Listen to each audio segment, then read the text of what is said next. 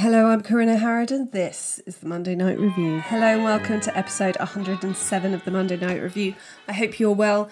I'm sorry there's been a gap, hasn't there? But life gets in the way sometimes.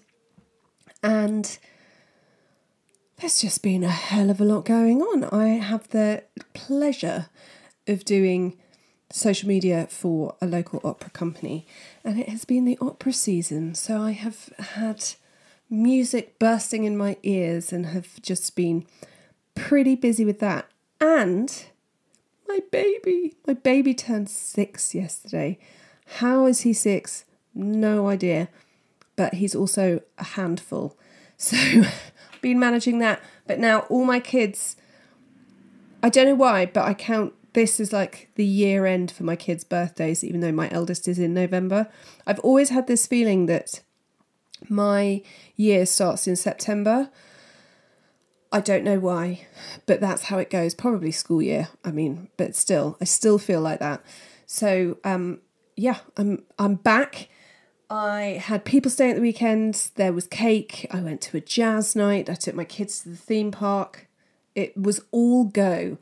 And so much of doing this podcast depends on mood. I've talked about this before. I'm sure other podcasters who do history or anything like that feel the same.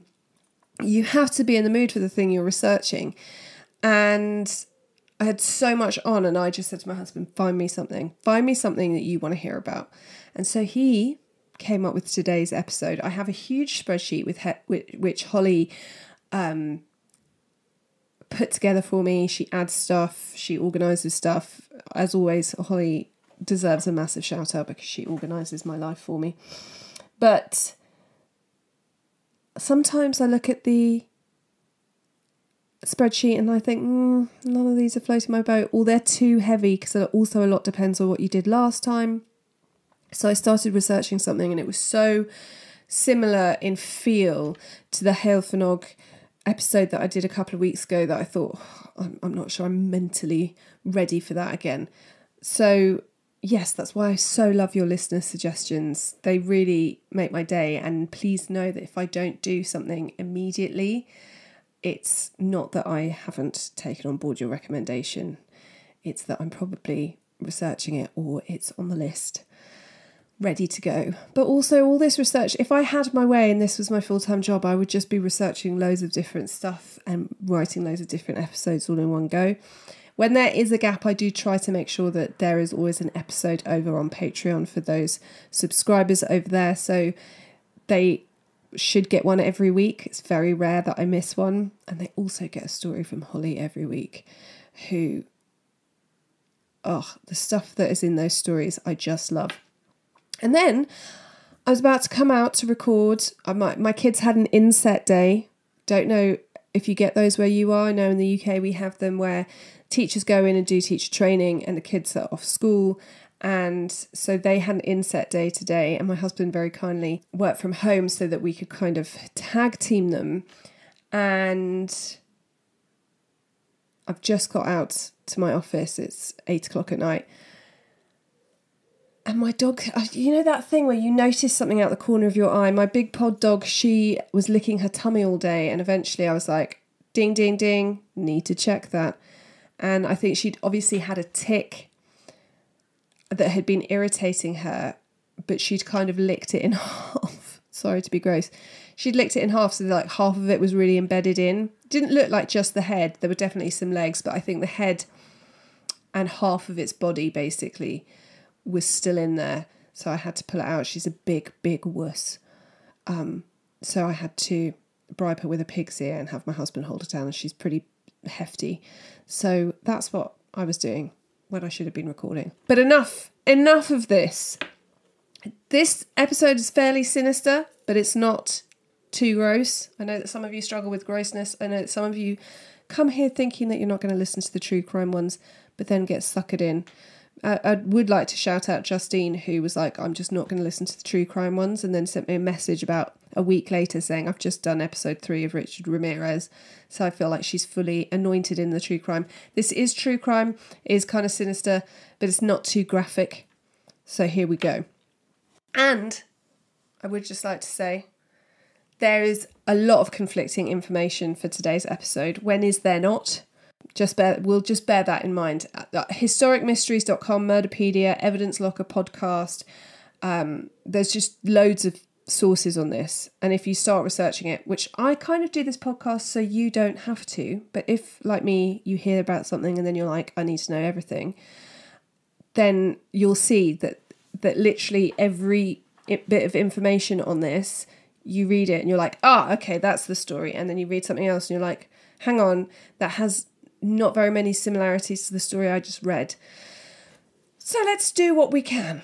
Today we're going to talk about, I think he's called Bela Kiss. It's Hungarian. I am not a Hungarian speaker. It may surprise you to know. Bela Kiss was born in either July or November 1877 in a small town south of Budapest in what was then Austria-Hungary and is now Hungary. His parents were János Kiss and Verona Varga, and very little is known about his childhood and upbringing. We do know that Kiss trained as a tinsmith, a trade that he excelled in. Some places have him also working as a farrier, someone who shoes horses, but most places have him as the sort of local tinsmith. And he is good at what he does, but he doesn't seem like an overly hard worker, and this will come into play later. Around the turn of the century, the young and handsome tradesman moves between Budapest and Vienna, which in those days is about a 3 to 4 hour train ride apart. And he seems to have successful businesses in both, and he's just doing quite well.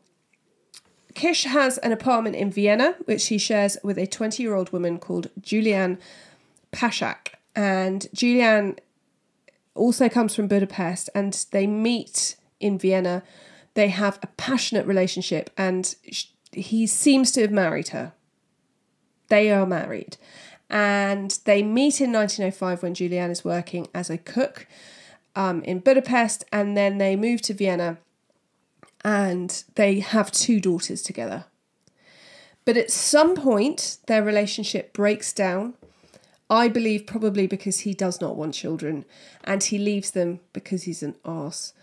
And Kiss, who's described as a handsome man with blue eyes, blonde hair, and a silky smooth moustache, decides to move to Sincota, which is a small town. He is a popular figure. He's friendly to all he meets. He often throws parties at the local hotel, and he's well read and he can talk about art and literature. And it doesn't seem that he had much schooling, but he's obviously educated himself, and people seem to like him. He's got a very strong interest in the occult, which he sort of doesn't talk about too much, but also astrology, and he does astrological readings for local women, and women seem to be attracted to him and think he's a bit of a charmer. Whether or not his new friends know that he has a wife in Vienna or not, we don't know, but soon enough he starts a relationship with a lady called Maria, who is 15 years younger than him, and they get married. In February 1912, the couple rent a house at number 40 Kosher Street in Sincota. His new neighbours liked him and thought he was very pleasant. He's not sort of overly friendly, but he's always polite and nice. And they feel really sorry for him when just after a year of marriage, Maria starts an affair with a musician named Paul Beccari. And eventually the couple leave to start a new life in America. But Kiss carries on with his life. He keeps having his parties. He hires a housekeeper much older than him called Mrs. Janice Jakubek, who keeps his house spotless, and pretty soon Kiss is seen as one of the most eligible bachelors in town. He, as I say, has these lavish parties and stuff, but he doesn't seem to work that hard. So I think everyone just assumes he must have family money to be throwing these parties for the whole town and living in the way he does, because he's good at his job, but he doesn't seem to be working particularly hard at it. To avoid gossip, Kiss rents a flat in Budapest where he would meet women, and sometimes he would bring them home to Sincota for a couple of days. His high turnover of women was overlooked by his housekeeper, and he was rather envied by his male friends. None of the women were local, and they never seemed to meet the same woman more than once. And they're always sort of well-dressed, attractive women. And waiters would later comment how he would go to these lavish restaurants where they worked, and the women, he'd sit back and let the women pay the bill. With war looming and seeming more likely, Bela Kiss started storing big metal barrels on his property, and this raised a few eyebrows with some of the locals because they thought that he was either storing illegal alcohol or brewing his own alcohol. And eventually the rumours got round and a policeman paid him a visit. And Kiss says he's using the tanks to store gasoline for when war starts because he's worried about rationing. And the drums have been soldered shut. And so the policeman is convinced by this story and doesn't ask to check the contents. And Kiss was right. Soon enough, Hungary, like the rest of Europe, was thrown into war, and many Hungarian men were drafted into military service, something that 37-year-old Kiss could have avoided, but he volunteered and was sent to fight in Serbia, leaving Mrs. Jakubek in charge of keeping his house. She was incredibly loyal to him. She thought he was a wonderful man. He paid her well, so she didn't live in the house, she lived in town, she was married, but she kept his house absolutely beautiful. Now, in the spring of 1916, officials in Sincota were informed that Bela Kiss had been killed in action. And there are a couple of versions of what happened next. In one, the landlord's informed that Kiss is dead, and so he goes to the property to get it ready for a new tenant. And the housekeeper has been keeping the inside spotless, but outside has got overgrown, and so he enlists the help of Kiss's next door neighbour, who happens to be a chemist, to help him move these large barrels that are out there. And while they're moving them, they accidentally pierce one of the barrels, and this liquid comes out that has the most horrendous smell, and the chemist identifies it as decomposition. Now, the other version of the story has it that local soldiers urgently need gasoline, and the local police remember that Kiss has barrels in his garden, so they send someone over to requisition them. And when the first barrel is opened, a non-gasoline liquid comes out. And then both stories agree that when the lid of the barrel is removed, they look in to see the preserved body of a woman. And then they look around and there are 6 small barrels, and all of these barrels are numbered with Roman numerals. So as soon as this happens, the police call for backup, and Chief Inspector Charles Nagy oversaw the investigation, and he arrives on the scene. Each barrel, when opened, reveals the same horrible contents. Victims, often with the rope that killed them, either naked or semi-naked, placed carefully into a barrel filled with methanol, which is also called wood alcohol. Then the police move into the house, where they discover more preserved bodies. There would be 24 in total, most strangled, some seemingly poisoned, and these include the bodies of his wife Maria and her lover Paul Beccari. Mrs. Jakubek is absolutely horrified and very quick to protest that she's not involved with the murders. She is initially arrested because obviously she is very close to Kish, and she is in the house all the time. And she just cannot believe that he's responsible. She maintains that he's such a good man, he couldn't be responsible. She tells them of the time that he found a dog with a broken leg that was just being left out to die on the street, and he brings it home and makes a splint for it and nurses it back to health. And she is in shock, but police are sure that they have discovered the home of a serial killer. As police searched the house, they found a locked door off the main bedroom, which the housekeeper said she'd been told never to open. It's very Bluebeard, isn't it? She's been told never to open it. She's not to let anyone in there. But obviously she's under arrest and under suspicion. So she finds the key, and when police open, they are really surprised. Throughout his house, they have found nothing to show why this seemingly friendly, sociable man would have these bodies in a barrel. But when they go into this room, they find this tidy office with books on every wall and a neat desk and chair in the middle of the room. And the books would mostly be on poisons and strangulation methods. And a search of the desk started to reveal a little bit more about the victims. Neatly stored were correspondence with no fewer than 74 women, all of whom seem to have responded to an advertisement in the Lonely Hearts column. Obviously, the letters they found were all one way. They didn't have any of the letters from Kish, although we think that he didn't really send them. He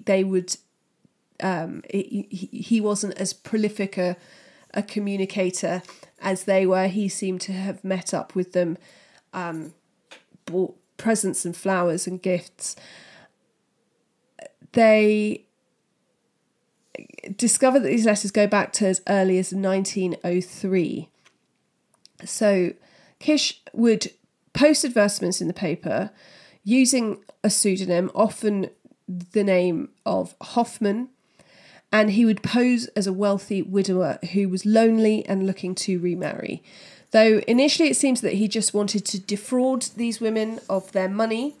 The betrayal and affair of his wife Maria tipped him over the edge, perhaps. This is all speculation. And he just killed his wife and her lover, and then continued to dispose of any women who questioned his motives, threatened to report him, displeased him in any way. It would seem that he would meet these women in Budapest in his flat. He would give them gifts. He was obviously very attractive to women. In the photograph I have, he looks kind of crazy.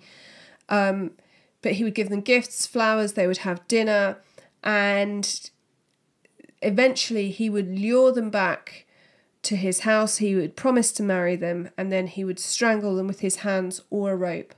And I think in a couple of cases poisoning them before putting them in a barrel with methanol.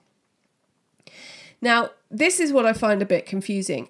In many places, Bela Kiss is referred to as the vampire of Sincota.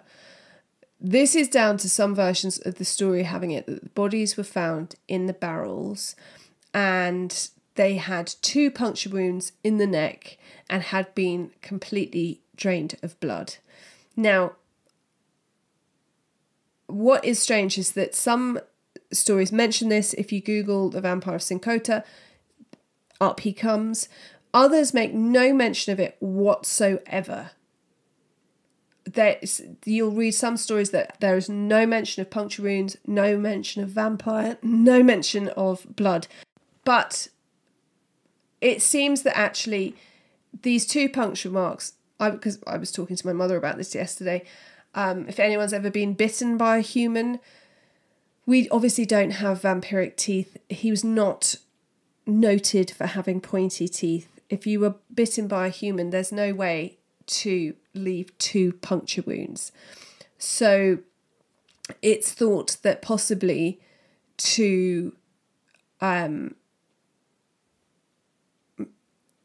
slow down decomposition, he would stick 2 prongs of something into the neck to drain the body of blood, and that was it. But obviously, rumours catch on, and the story goes that, he was draining these people of blood, he was drinking their blood, and he was a vampire. That's part of the story also fitted with the fact that Kish seemed to be very mesmerising to women.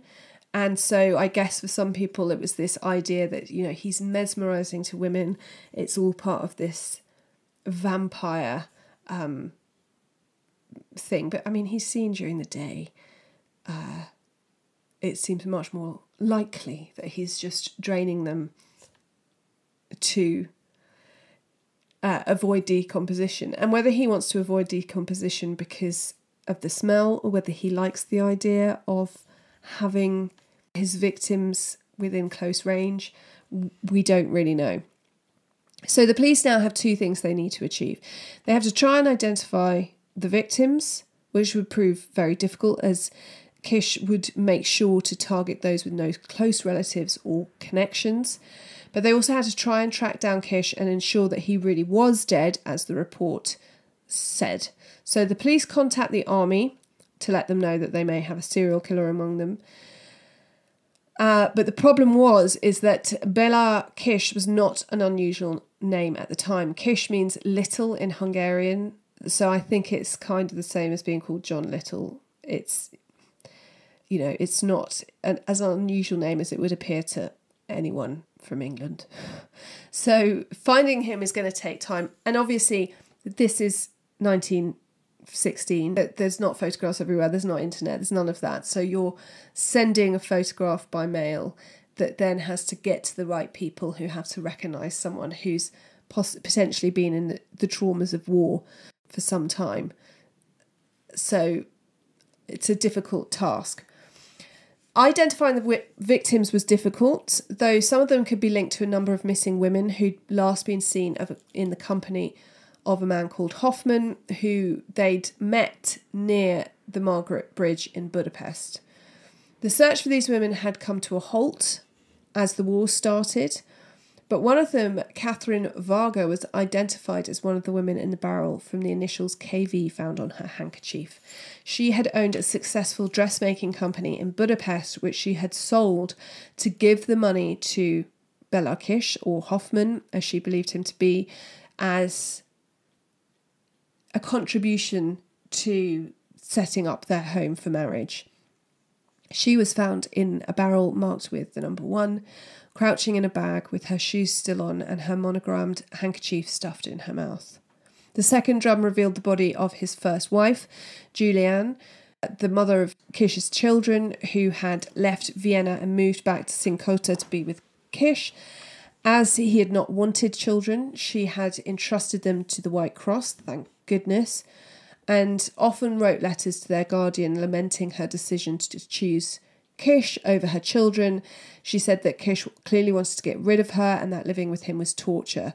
In the last letter she sent, another letter was enclosed in the same envelope, not written in Julianne's handwriting, saying that she had left Kish and moved to America.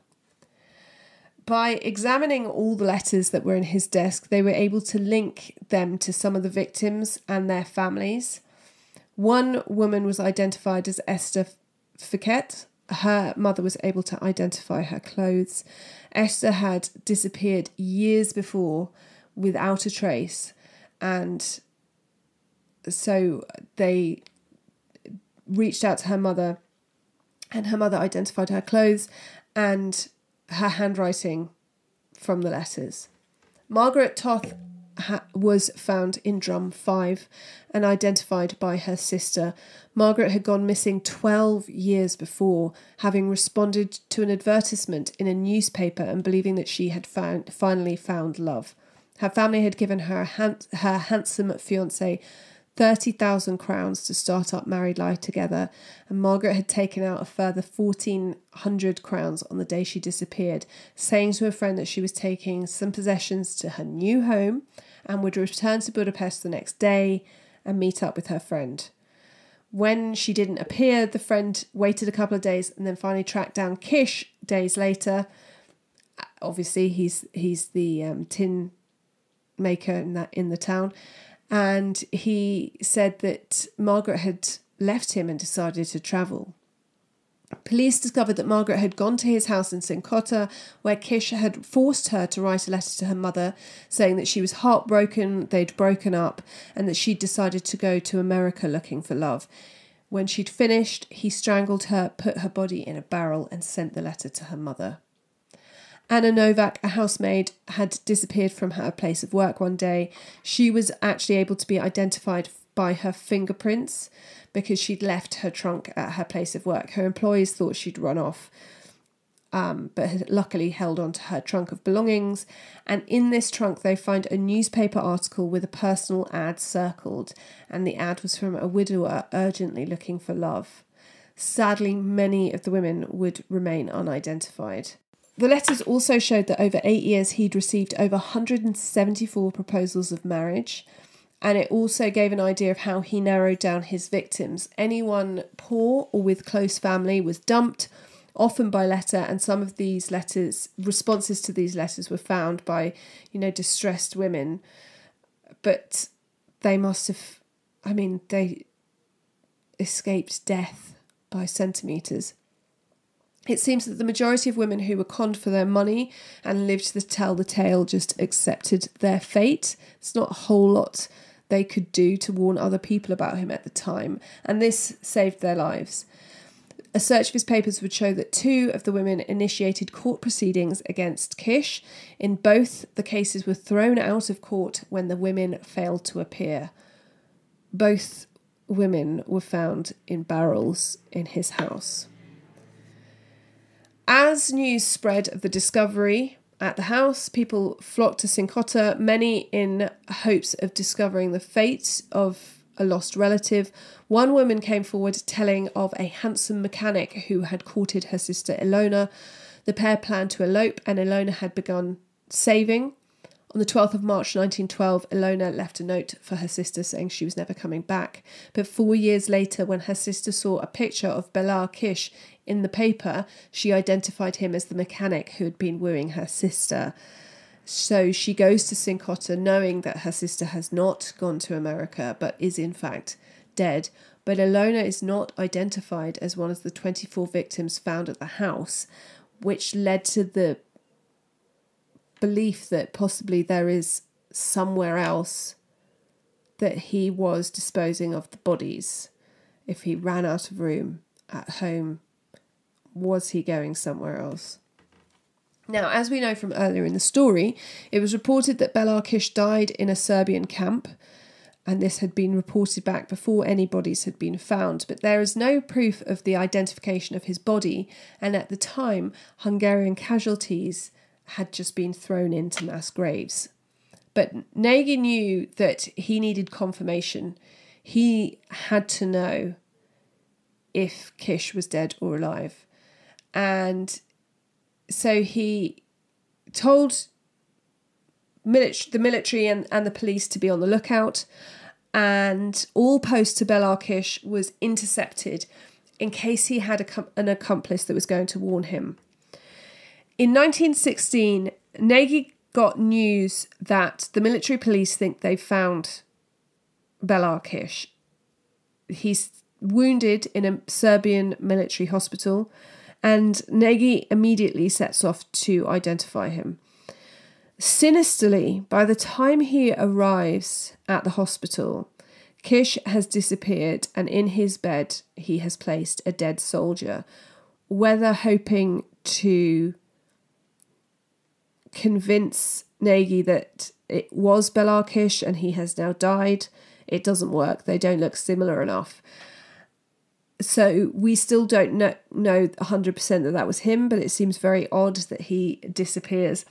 Speculation then arose that Kish has faked his death and exchanges identities with a dead soldier, and this would later be confirmed by the police, but it doesn't make the hunt for him any easier.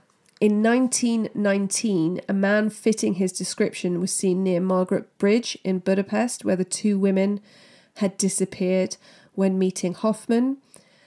But by the time anyone gets there, he's disappeared. In 1920, a soldier from the French Foreign Legion reports that another legionnaire named Hoffman has been boasting about how good he is at using a garrote. And this soldier fits Kish's description. Interestingly, Hoffman deserts the French Foreign Legion before the police can reach him. How is he always one step ahead? Is it a coincidence? Does he realise that he's been recognised and it is just not risking the fact that he thinks, right, if someone's recognised me, they've contacted someone and they've started behaving differently? There's another rumour that says he was alive, but he dies of yellow fever in Turkey. Despite extensive efforts by authorities to locate him, Bela Kiss manages to elude capture. The mystery surrounding his whereabouts led to various rumours and speculation, including claims that he may have fled to countries like Russia or the United States, and obviously that he is a vampire and therefore only out at night and living off people, etc. Interestingly, there seems that there's no other murders linked to him elsewhere, or no other murders that can be linked to him. Obviously, if he hasn't got access to barrels and alcohol, then perhaps that's why. But there's no evidence that he carries on. In 1932, homicide detective Henry Oswald, known as Camera Eye for his incredible ability to recognise faces, was certain he'd seen Kish coming out of Times Square subway in New York City, but lost him in the hustle and bustle. Kish would have been in his 60s by then. There's also rumours that Kish was living in the city and working as a janitor, but when police go to speak to him, he's left work and they can't find him, and he never goes back to his work as a janitor. So again, that's kind of weird. How does he know? Is someone letting him know? If they are, how do they know? Very confusing. To this day, the fate and ultimate whereabouts of Bela Kiss remain unknown. He is dead. He would be 150 now. So I can confirm that he is no longer with us. But his case continues to fascinate, because where did he go? There's loads of books, articles, and even a few fictionalised adaptations in films and TV. And that is the story of Bela Kiss. I hope you enjoyed it. It's kind of creepy that he just managed to disappear, although I think a lot of people managed to disappear during the World Wars. As always, I love to hear from you. You can email themondaynightrevue@gmail.com. You can find me on social media at The Monday Night Review. You can check out the Patreon, patreon.com/themondaynightreview. And you can do a massive favour by rating, reviewing, liking, going to wherever you listen to your podcast and giving this as many stars as you would like, and leaving a review, because that shows your podcast distributor that you like this podcast. And until next time, be kind, stay safe, and always check the back seat before you drive.